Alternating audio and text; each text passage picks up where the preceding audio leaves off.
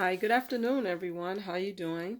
And maybe for some of you, it might be evening, but I wanted to talk about understanding domestic violence.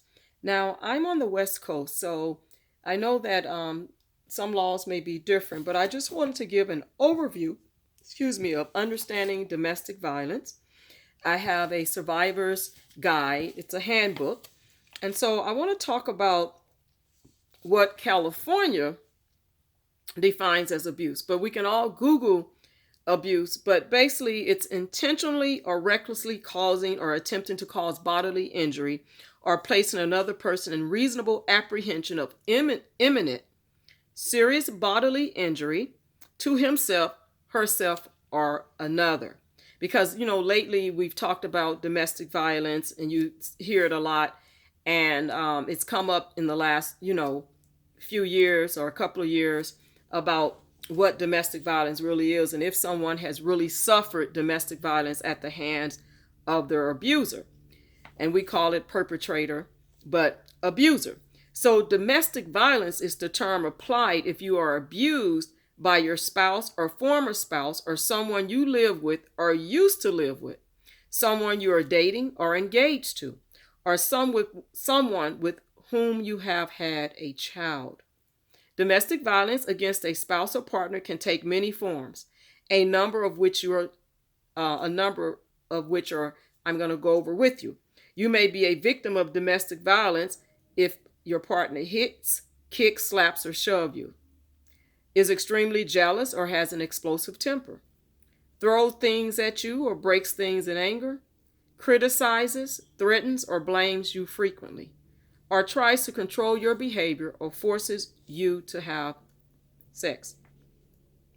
Now, the information really is just to help you understand why domestic violence occurs, and also having this knowledge may help you or someone you know move forward towards a violence-free life. And so, not everything that I've just talked about is mentioned above is a crime, but realize that the behaviors usually escalate into more serious and violent behavior. So if you're being hurt or someone you know are being hurt by a partner, their partner or your partner, you're being hurt, there is help available. It's always good that if you are being abused to contact your local domestic violence program for assistance or for someone to talk to, or even because your safety, and if you have children, the safety of your children are the utmost importance. But there are some facts that you should know about domestic violence. First of all, just to talk with you about how severe it is, you know, here in California, each year nearly 6%, and that number may have changed since this book was written, but 6% of adult California women, more than 620,000, experience some form of physical violence perpetrated by their intimate partner. And annually, more than 250,000 women are victims of serious violence with the potential for serious injury or death. It is estimated that 25,000 or more women each year in California, and you can look it up in your own state, seek emergency department care for their intimate partner physical violence injuries. California law enforcement agencies receive approximately 200,000 domestic violence related calls service annually.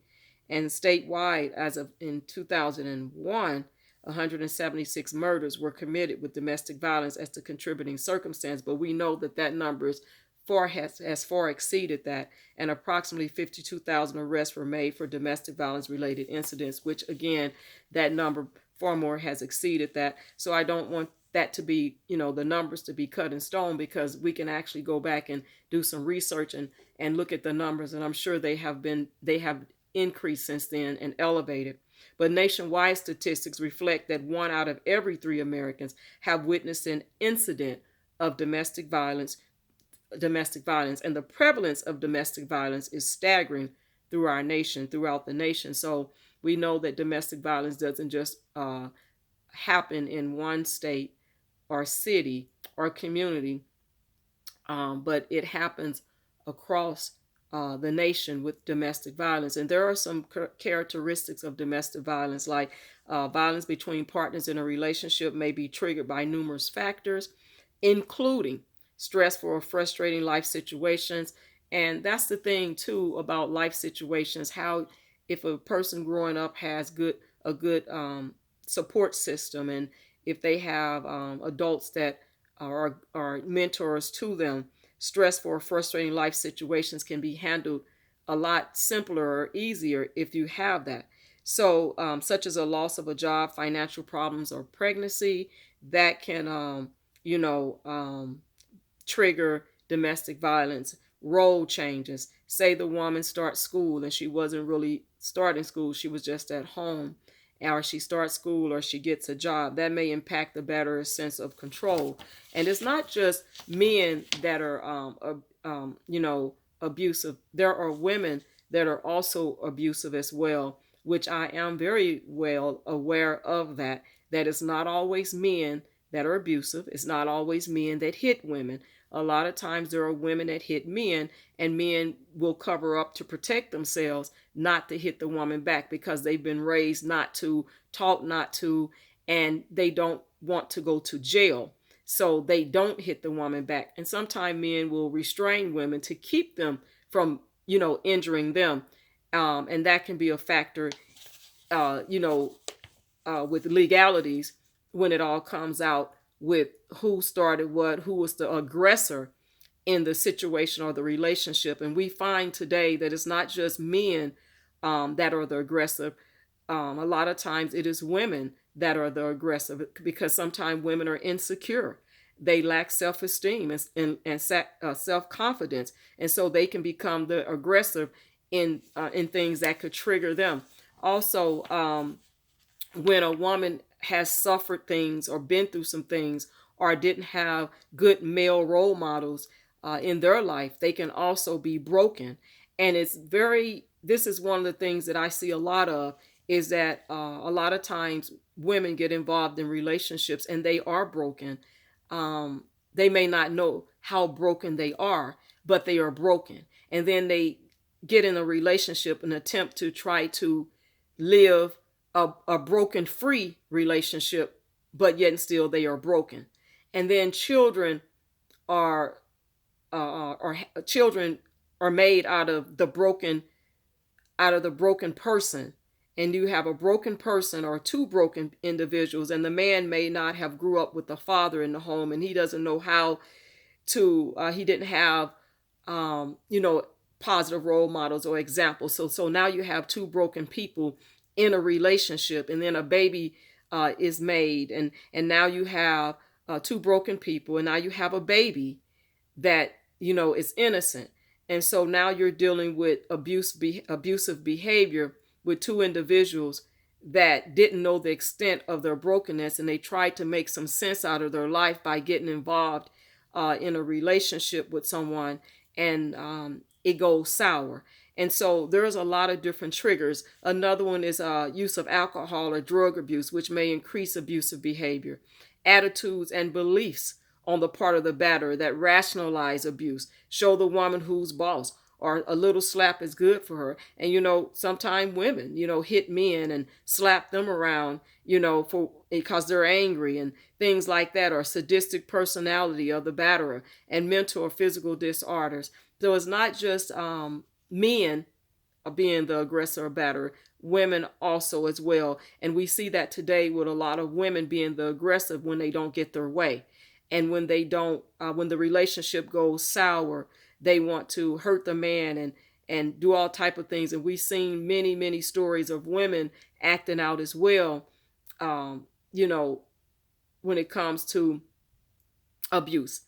We also see women getting revenge, you know, burning up cars, and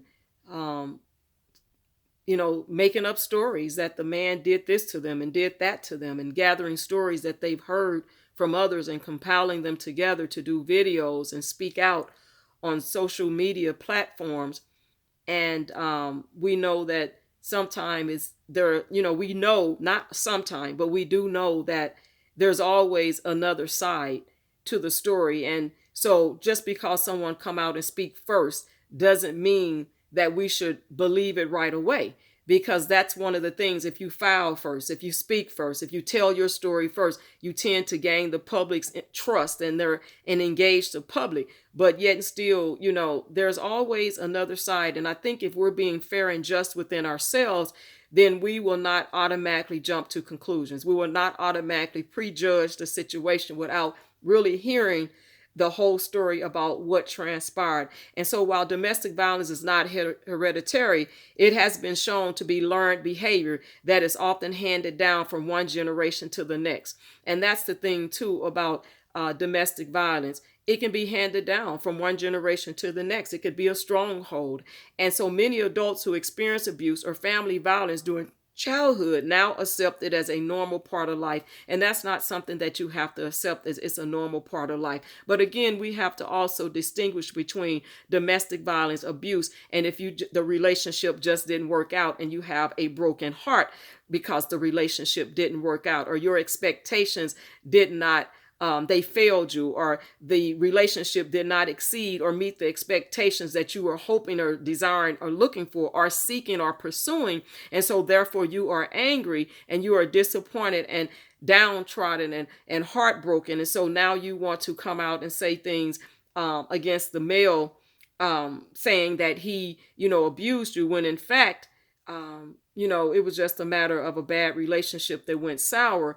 And there are ups and downs in relationships. No relationships are perfect. We're not perfect individuals, and God knows that as well. But God also expects us to tell the truth and not bring unjust cause against our brother or sister because we didn't get our way, because things didn't work out for us, or we feel that we are entitled to something. You may be everyone deserves love, and they deserve to be loved by someone that's equally yoked with them. But if a person is not equally yoked with you, or they want to end the relationship, they have a right to do so, and they should not face ramifications or lies or slandering and defamation of character, and even to the extent of being incarcerated because the relationship did not work out.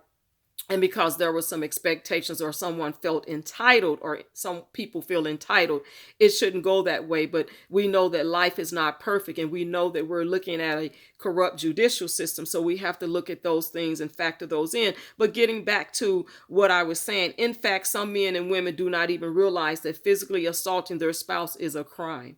In the past, domestic violence was largely viewed as a family matter. And so law enforcement, courts, hospitals, churches, and social services agencies, they hesitated to intervene. That was one of the things, about lack of intervention back then. And now there has to be more intervention. But also, and I'll get to that, we have to make sure that we are pursuing the right avenues and resources if we are truly a victim of domestic violence. And today, however, as part of the growing concern with violence in general, these organizations and other community groups are looking more closely at violence in the home, and they can offer valuable assistance to victims. And so for the victim, there is no typical profile of domestic violence victims, but they are usually female.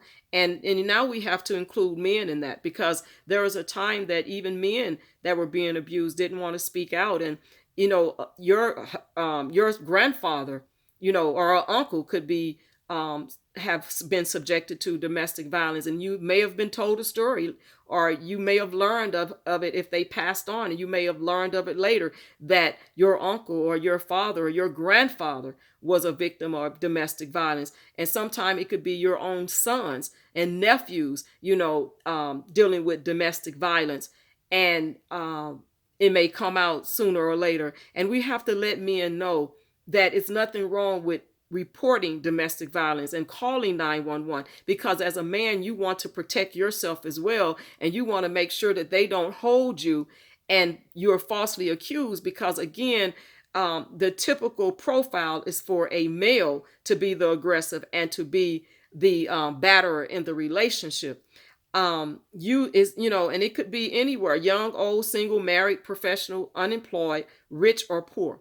All may be potential victims of domestic violence. The problem of domestic violence occurs throughout society and affects all socioeconomic, cultural, and ethnic groups. So it's not just one group that suffers domestic violence. And children in abusive homes are also victims of domestic violence, even if they are not typically abused themselves. Witnessing violence in the home causes emotional suffering and many corresponding problems for children, including increased anxiety, aggressive behavior, depression, and a lack of self-esteem. So if a child, or someone as a young adult is now acting out, you have to think about what they have witnessed or seen. And if they've been in a toxicity family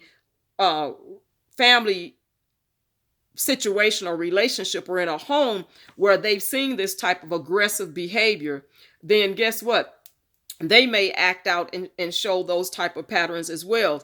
Youngsters who grow up in hostile or abusive environments are much more likely to demonstrate violent behavior as adolescents than children who are raised in nonviolent homes. And we saw that where there was some violent behavior that has been displayed on social media. And so we just see that as an example, but it's not just that one example that we've seen. There's other examples where you see hostile or abusive or violent behavior, and exposure to violence as a way of life may also result in their becoming involved in abusive relationships as adults. And then you have the batterer. There are no single description of domestic abusers other than they are usually male, and that's what they were saying. But now, there is a percentage of males, but it's women as well. And like the victim, a batterer may come from any walk of life. To outsiders, he may appear to be a good provider, warm and loving father, law-abiding citizen, but nevertheless, he frequently has a low opinion of himself. It could be the same thing with a woman. So I don't want to pick on men, because again, this book was written back in 2002, and now things are so different now that a woman can come from a situation and have a low opinion of herself, as I was saying earlier in the video, and low self-esteem. They could be under the influence of alcohol or drugs, refuse to accept responsibility for their destructive behavior. We see that a lot, making excuses. I was drunk. I didn't know. I was young. I didn't know that was going on, and all types of things like that. And I didn't know that, I was young and misled and things like that. And he may believe he'll never do it again. The assaults usually continue to escalate into more violent behavior. And then you have the for better or for worse, that the victim thinks they should just stay in the relationship, hoping that things will change. And then they may lack money or skills, the person, and they don't want to leave. And the man, he knows that he may never see his children again. He may lack the resources, because if he leaves, he may have to pay child support and alimony, and where is he going to live? So sometimes men stay in violent relationships because of the losses that they're going to take or suffer. And then men can be ashamed, just like women, and embarrassed to admit that they were beaten or that they made the wrong choice of a partner. Because that's why it's important for you to make sure you get to know the person before you get heavily involved with them. Find out how their family is, what have they been exposed to, so that you could be marrying someone or getting involved with someone that had murderers in their family, or heavily incarcerated members in the family. There's a lot of different reasons why you need to evaluate the people that you get involved with and your friends and who you follow. And then there could be consequences. They fear consequences if they leave, and then they may have stalkers, and there's a cycle of violence, and then stalkers, and the tension building phase where you start to get upset and you lash out and things like that, and call each other names and stuff like that. So you really don't want to to stay in a violent situation if that's the way it really is for you, and you're being serious about the fact that you were in that relationship, and you don't want to deny. And that could happen too, is being in denial and minimizing the seriousness of the threat. You just don't want to minimize any serious of a threat if you really are a victim of domestic violence. And so if you are a survivor, then you actually know what it's like to be a victim and move from being a victim to a survivor. And as a survivor, you can you can help others, that are recent victims or current in a situation. So I want to thank you all for tuning in to this video. So, just share it and so that we all have knowledge and just some awareness. God bless you all, and thank you for tuning in again. Be blessed on today.